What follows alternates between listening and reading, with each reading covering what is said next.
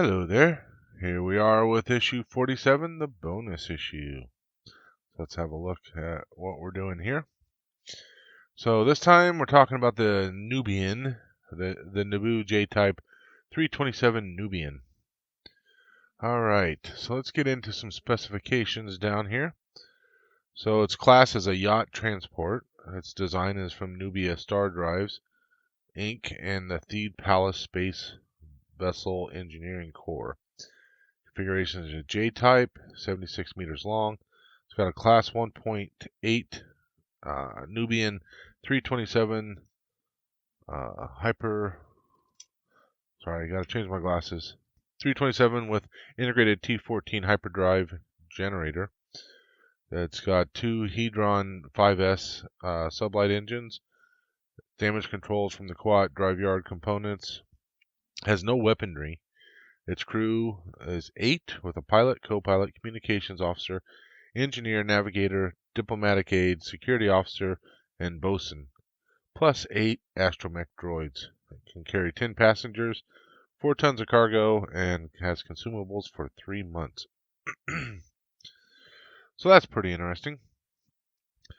So let's go ahead and get started. This handcrafted all-chromium vessel united superb workmanship with traditional art and design and played an important role during Naboo's occupation by the Federation some 10 years before the Clone Wars. Well, yeah, it did play some part because they used it to fly out of there, right?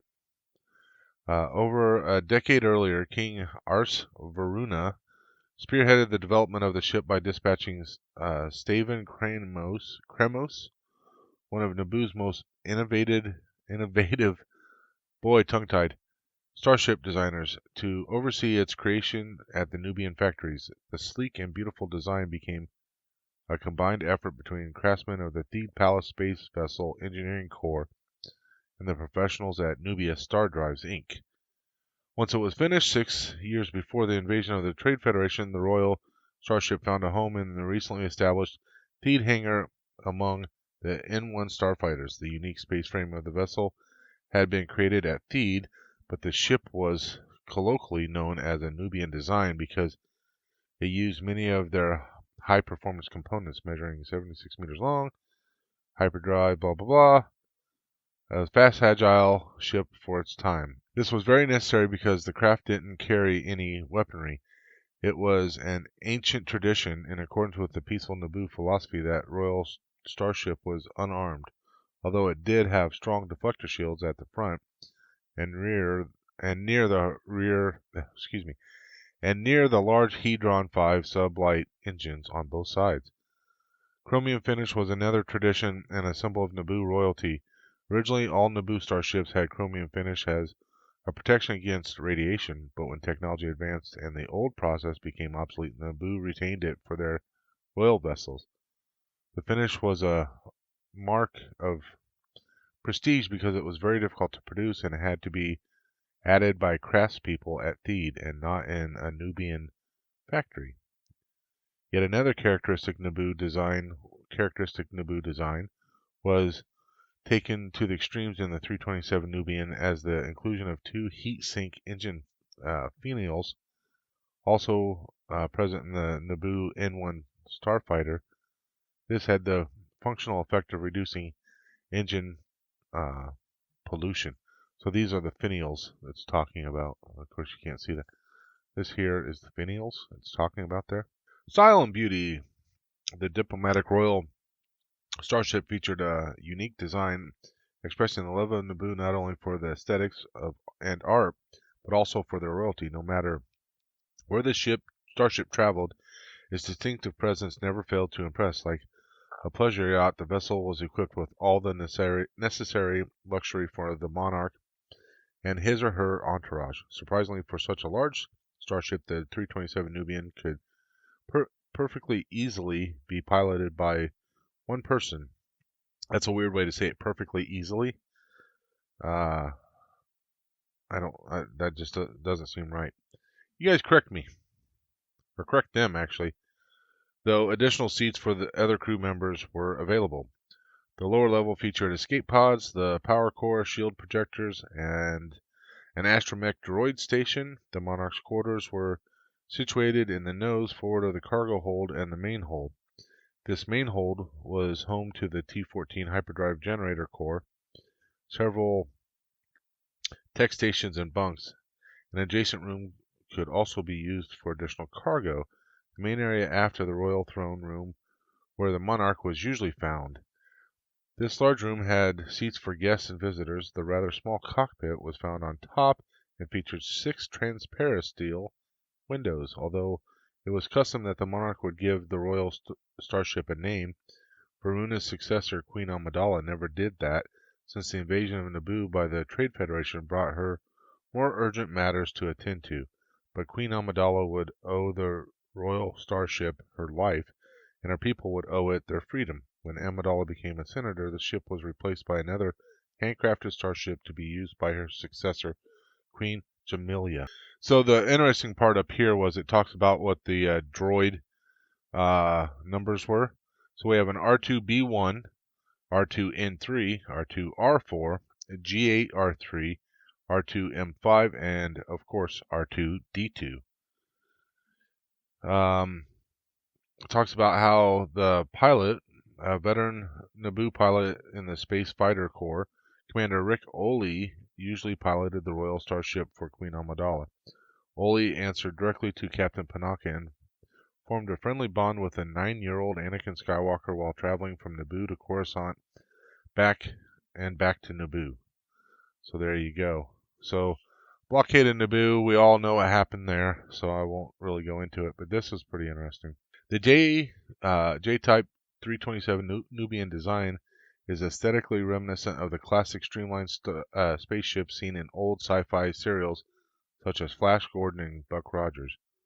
Early designs for the Queen's ship included a space yacht powered by a huge solar sail, but when George Lucas instead opted for a sleek chrome look, designer Doug Chiang turned to the 1950s-style car bonnet mascots for inspiration.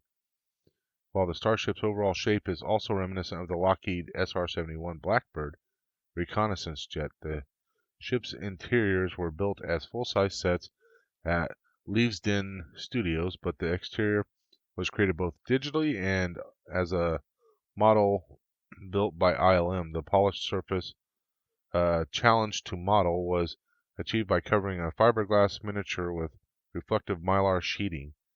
The model was filmed under natural sunlight to take advantage of the reflections this created. So this scene here, this would have been where it was, landed on Tatooine. So it talks about ILM models the Royal Starship ranged on a miniature stage against a backdrop of sand dunes, with the California sun standing in for the double star system of Tattoo 1 and 2. Visiting Tanaab.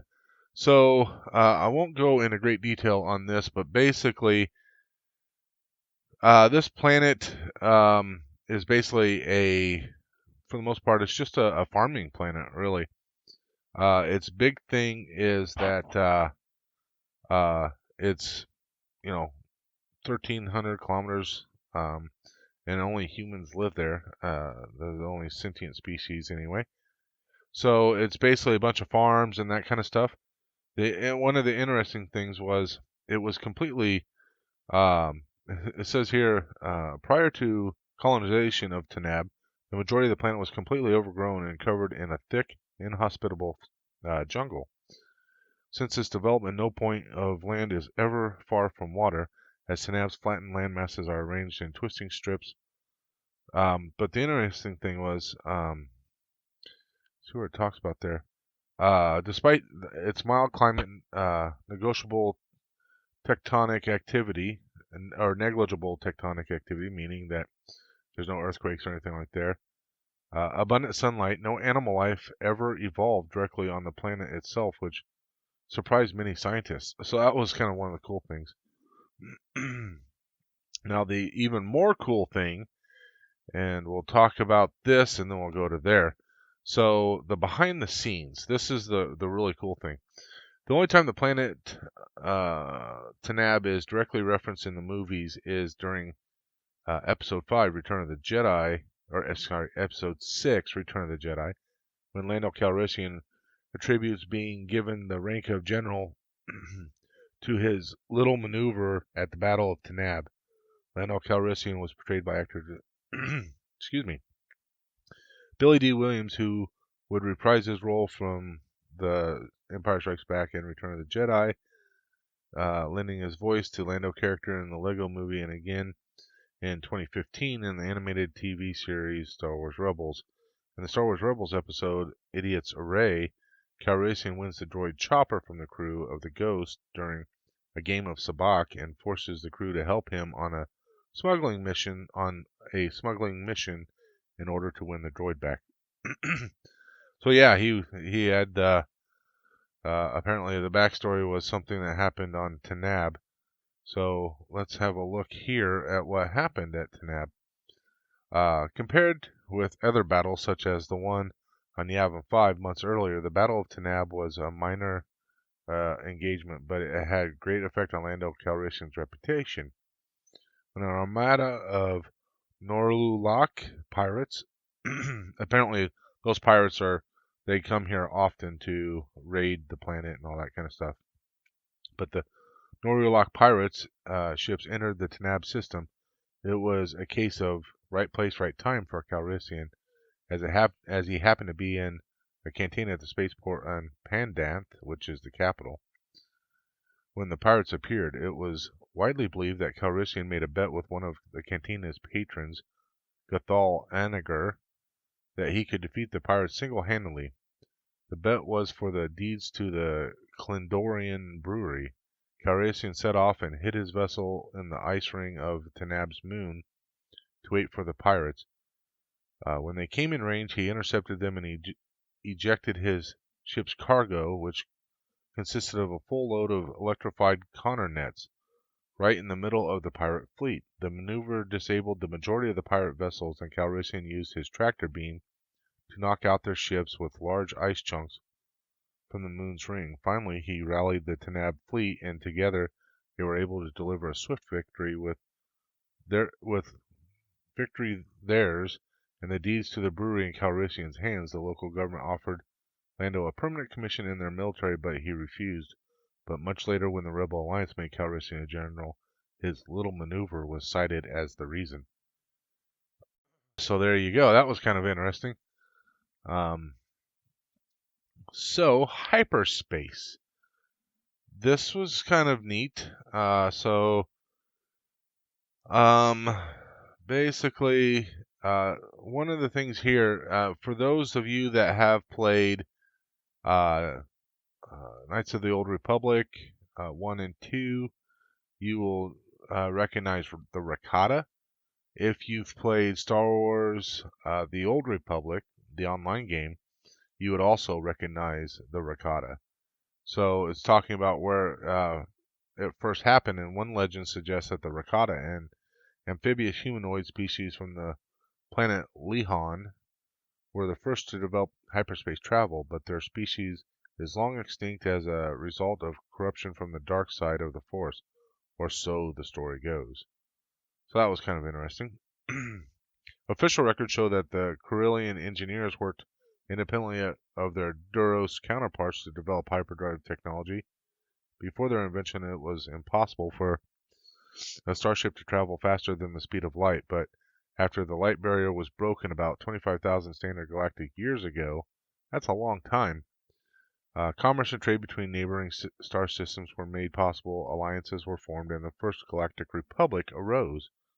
Unfortunately, the ability to travel faster than light also created new possibilities for war, as the now mythological Great Hyperspace War between the Republic and Sith Empire proved just over 5,000 years ago. The invention of the hyperdrive. The hyperdrive engine works by propelling a starship out of normal space into an alternative dimension of hyperspace, where an entirely new set of physical laws means that it is possible to travel faster than the speed of light. The word hyperspace was first defined by galactic wordsmiths to mean an unusually energetic continuous expanse that was free, available, or unoccupied. But the early explorers who traveled the dimension by making micro-hyperspace jumps soon proved them wrong when they discovered that any sizable celestial object in normal real space, such as suns, planets, moons, and asteroids, all cast their own gravity shadows that had an effect in hyperspace. Lives of the early hyperspace explorers were extreme. On one hand, probing this new dimension was tedious. On the other hand, it was enormously dangerous. Either way, it was well paid. The discovery of a new hyperspace route could set its discoverers and their families up for life. New routes were mapped out by a series of spacebound hyperspace marker buoys designed to be detected by the new line of astronavigation computers built for the purpose. Those unfortunate hyperspace pioneers who were lost in the accidents that led to the development of the galaxy's first navigational computer were not sacrificed in vain. It was upon their starry graves that the modern galactic society was built. Navigating hyperspace.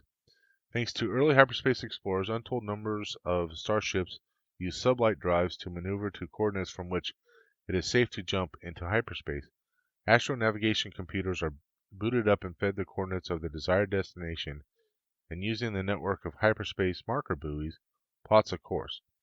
The ship's hyperdrive motivator can then be fired up to propel the ship into hyperspace.